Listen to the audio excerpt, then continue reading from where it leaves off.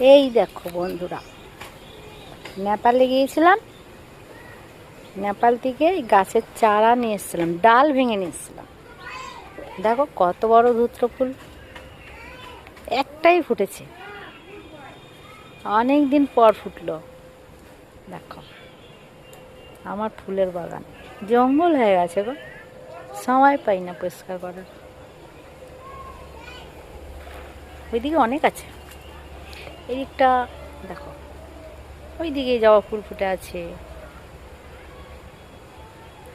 নীলকণ্ঠ ফুল ফুটেছে, আর এইদিকে জবা ফুল, এদিকে ওটা কি ফুল বলে, লাল ফুল।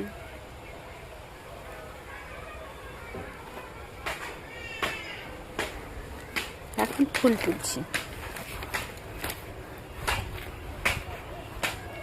আগে খুব সুন্দর ফুলের বাগান ছিল, এখন নেই। কত করব, একা পেরে উঠি না, থাক, তাই না বলো? এতে হয়ে যায় ভোলেনাথের পুজো, বুঝলে?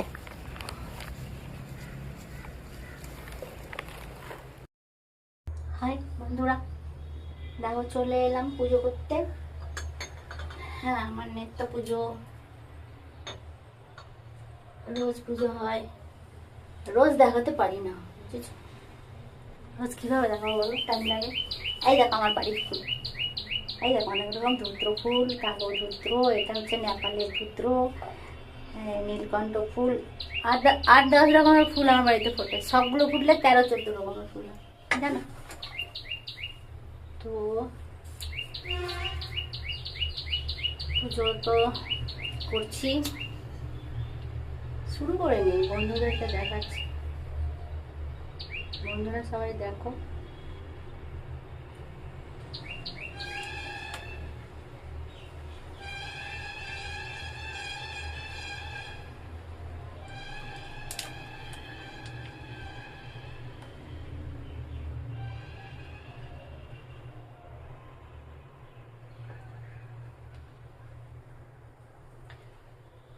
একটা গান আছে জানো, মা তোমারে বারে বারে